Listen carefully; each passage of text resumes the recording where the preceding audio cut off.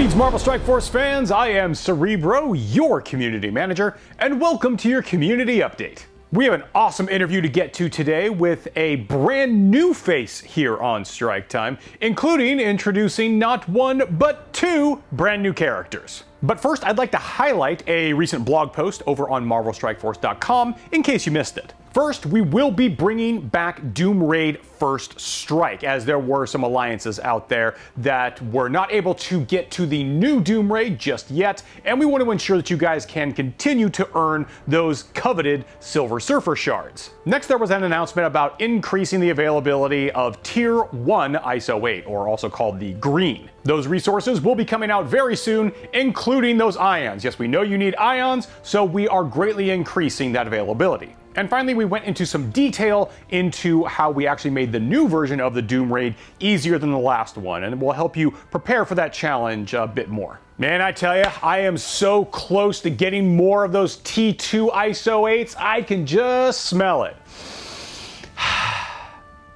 Wait a minute, that smells like popcorn. Hey, who's making popcorn?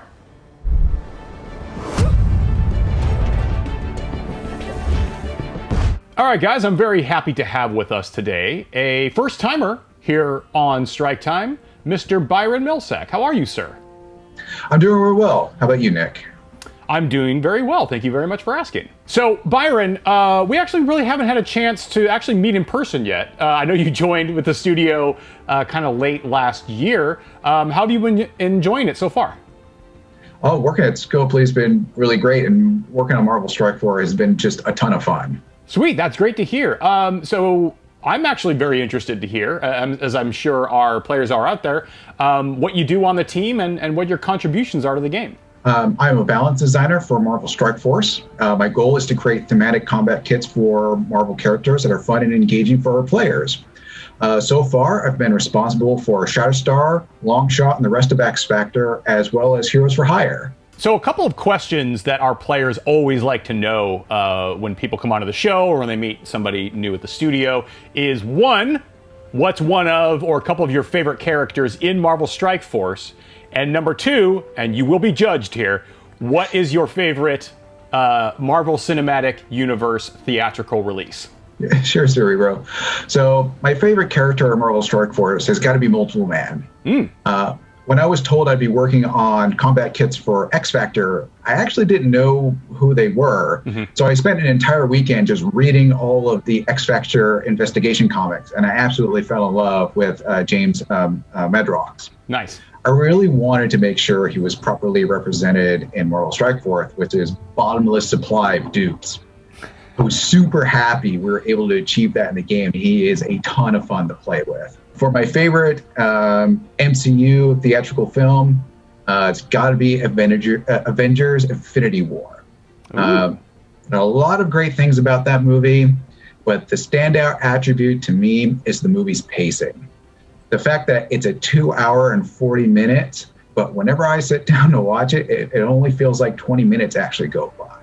I think that's a testament on how well that movie is put. Well, I think we would be here all day with the community if we got into the thought process of what's better, Infinity War or Endgame. So we'll save that for another video. Sounds good. Well, that is a great segue into some of the things we're here to talk about today. Now the MCU has really started to hit its stride again. Obviously, we've got the shows on Disney Plus. We've got Black Widow coming out very soon, and we are working with Marvel, paying tribute to a number of those characters. Would you please do the honors and let us know some of those that we are here to talk about today? Yeah. So our next characters coming up are Sam Wilson as Captain America and Sharon Carter. So you mentioned before that you did some research into X Factor. What type of preparation did you do when you started to work on these characters? Sure. When the Marvel Strike Force team is deciding on what characters we're going to represent in the game, one of the important questions we ask is, which versions of the character do we want to pull inspiration? We look at different versions of the character to appear in the comics, TV shows, and of course movies. In this case, because of the Disney Plus show, The Falcon and the Winter Soldier being released, we decided to take our main inspiration from the MCU version of Captain America Sam and Sharon Carter. Well, first of all, I made sure to watch The Falcon and the Winter Soldier as it was coming out. It's a prerequisite. Yeah. The challenge was that the show was coming out while I was working on these characters. We don't get special previews or anything from Marvel. So while I was working, I had to stay updated and had to make sure everything I was adding wasn't going against the themes of that character. During this time, I was also doing my own research on these characters from the 616 Earth to supplement the holes that appeared in my knowledge. This was also my first raid team I've ever worked on, which brought its own series of new design challenges. Okay, let's look at these characters individually first. Let's start with Captain America Sam. Usually when our players look at new characters, they like to start with the passives because I think that kind of sets the stage for the rest of their kit. Could you let us know what his passive does? Sure thing. On spawn, he applies Deflect to himself and all of his skill allies. If he has Taunt and he runs out of Deflect, he will clear Taunt from himself and gain regeneration. He gains a ton of bonus resistance while he has Deflect. He benefits from a base increase to his block chance and block amount. He provides himself and all Secret Avenger allies with bonus maximum health. And in raids, he provides bonus maximum health to any non-Secret Avenger skill allies. Whew, okay, couple things in there. First of all, Secret Avenger. This is a new tag, right? Is a brand new tag, yes. For those out there that might not be aware, what is that a call out to? What are the Secret Avengers? Secret Avengers are to the Avengers as X-Force is to the X-Men. They kind of go around doing some of the more dirty work that the main Avengers group may not want to be attached to. Okay, and then the other thing you mentioned there, skill. That's any skill character in the game, right? Not just hero, villain. Correct. And that is a reference to, or a line to, the fact that Secret Avengers, sometimes they work with some of the more unscrupulous members of the Marvel Universe. Okay, so you mentioned raids. We just made some big changes to the Doom raids recently. So are we expecting that he's going to be performing pretty well in that feature? Absolutely. Sam Wilson and the rest of the Secret Avengers were designed with Doom raids in mind. So when you're trying to tackle the skill nodes in Doom raids, you want to bring the Secret Avengers. All right, I think that's a good primer for the rest of his abilities. Going up the list, could you please tell us what his ultimate ability does? I think all of you are going to like this one. It's an attack that hits all enemies for big damage. Okay. Captain America Sam will fill his speed bar for himself and all skill allies by 10% for each enemy that he hits with this ability. And all other allies receive a 5% speed bar for each enemy hit by this ability. So you can imagine how powerful it is against teams with summons or in raids where it's common to fight more than 5 enemies at once. Okay, so if you're fighting an enemy team and they've got the full 10 members, you could, in theory, if it hits all of them, then you could, in theory, fill the speed bar by 100%. Yes. Everybody can just immediately take another turn. Oh, wow. That's powerful. All right, I think we could stop there and be good, but let's go on to a special. Sure. Captain America Sam gains Taunt for a few turns. He gains Deflect and Counter, which will be important later. He applies Defense Up to all of his allies, as well as Speed Up to all Avenger and Skill allies. This would also be a good time to mention that everyone who's a Secret Avenger also counts as being an Avenger. He grants some energy to his allies and a little bit more to his skill allies.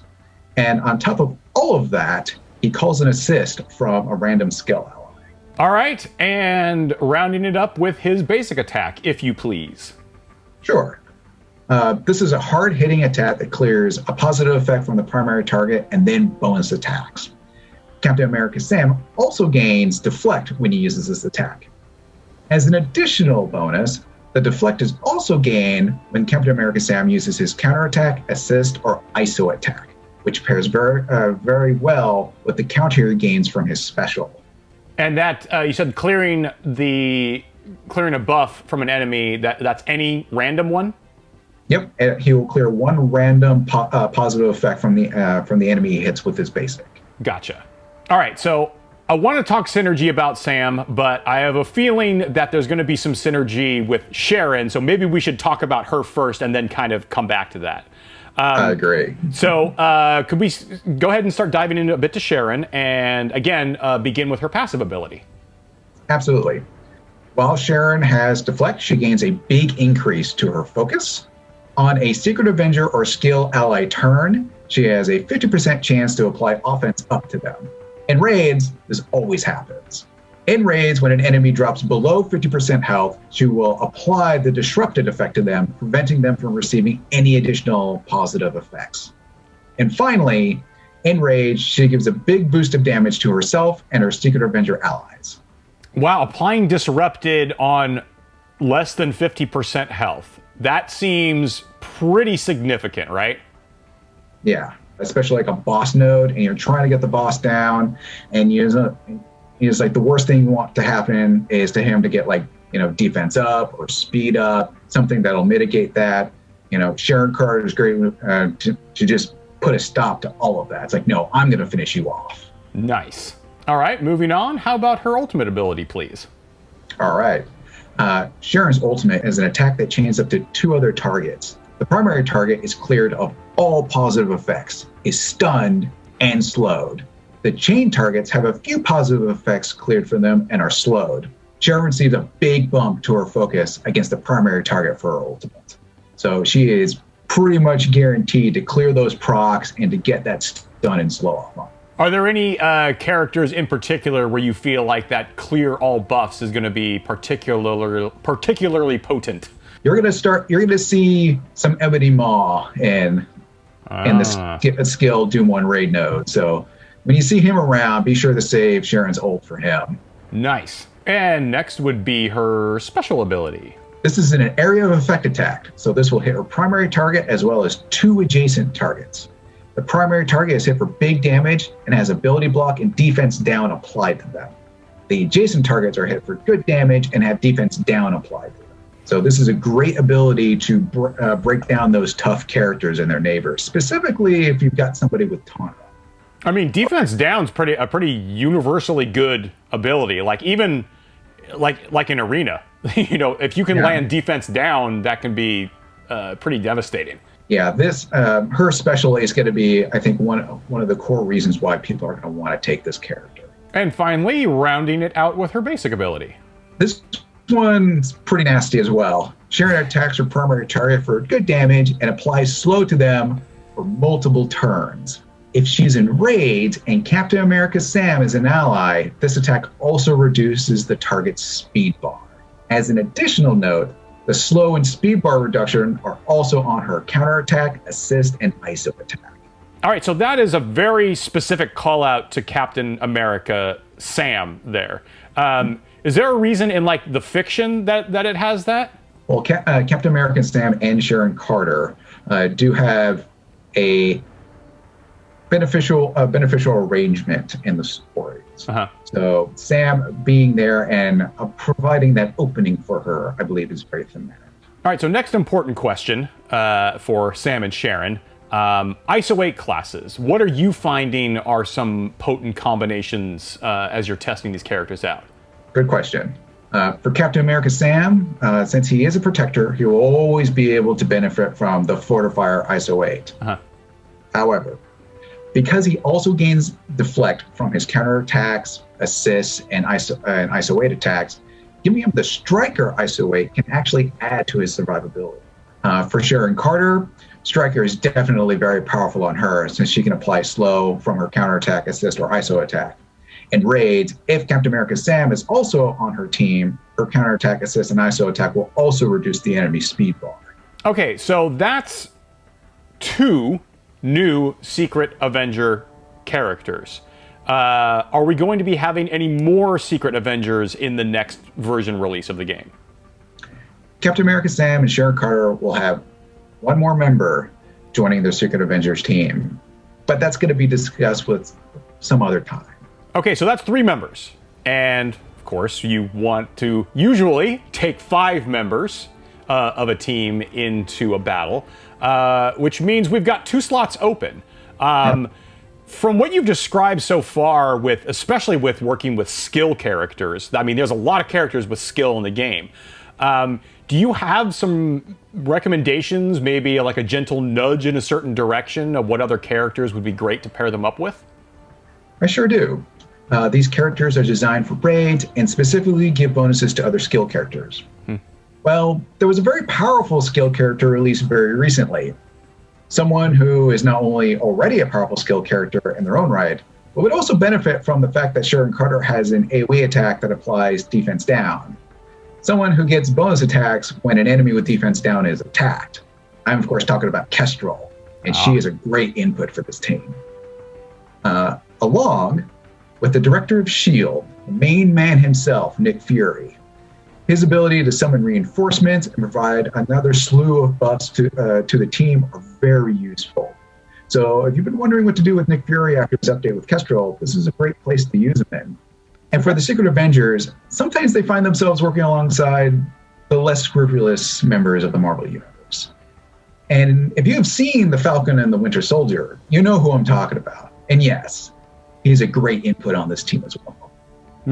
Wait, want to break out into dance to kind of let people know more what we're talking about here? Yeah. I mean, I'm not going to do this for an hour, but, you know. Yeah. I think we get the point. So, it's going to be a 3-person team for now. This sounds like a rather deliberate decision on the combat pods part, right? Yes, absolutely. We specifically have generic skill callouts throughout these characters because we want to see what the community can do with it. See all the different kinds of theory crafting. I know when I was balancing this team, I tried all different kinds of teams, got some pretty interesting combinations. But I'm really excited to see what ideas the community comes up with. I mean, who knows? Maybe they'll come up with something that I wasn't, or nobody on the team was expecting. They're like, well, of course, that's amazing. And I, as a designer, I love those moments, and I hope this team delivers them. All right, Byron, thank you so much for stopping by. Please come back later on and let us know what other unscrupulous or unsavory characters you'll be working on next. Oh, I've got something. Don't you worry about that. All right. Thank you, sir.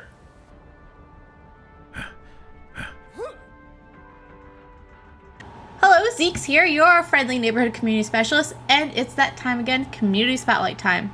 I've got good news and bad news this week. The good news is that this is the greatest community spotlight of all time. The bad news is that it'll never be beat, but more on that later. For now, let's get started. Warming up on Discord's windowsill is Mr. Pie's imagination-watering rendition of Dr. Doom. I think it's great, but is it worthy of the praise from Doom himself? Mr. Pie will have to head to Latveria to find out. Probably a one-way trip, if I had to guess. Now, what would Dr. Doom approve of? Most likely Urzo completely maxing out his Dr. Doom's gear tier and abilities. Last up for Discord is Cywolf's stunning rendition of Emma Frost completing her transformation into dining form. Or is she in the middle of transforming back to normal? Or is she just stuck? I suppose only Emma Frost and Cywolf would know the answer to these questions. Let's head over to Facebook, where Eric Jones played the hero of war by winning a battle with 10 seconds left to lead his alliance to victory. Nice job, Eric. You're the real war MVP. Everyone put your hands together and congratulate Jordan Smith on joining the 100K club. That's right. Jordan's anti-venom had a fever, and the only prescription was more power. And lastly, it's with my heavy, pun-filled heart that I must announce that this is my final Strike Time episode. It's been a pleasure getting to know all of you out there in the community, and a privilege to see all the amazing artists. In fact, you've inspired me to dabble in art myself. Now, I'm no Jack Kirby, but I think my next career move should be an artist. Make sure to let Cerebro know. Now, I've always wanted to say this, but good luck, Commanders. Well, that's a big bummer. We are sure going to miss you, Zeeks, but we know you are going on to a great opportunity. Thank you for everything that you've done for us here at Balance Entertainment and for the community. You've been truly awesome. Be sure to like the video, hit that little bell notification down there because we got even more great content on the Marvel Strike Force YouTube channel, and share this with your alliance mates. We'll see you guys next time.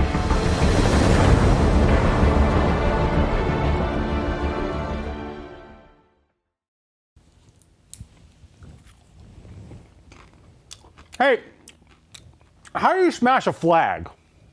Anyone know? I mean, it's flat. It's floppy. I don't know. I would have left that name in the oven a little bit longer.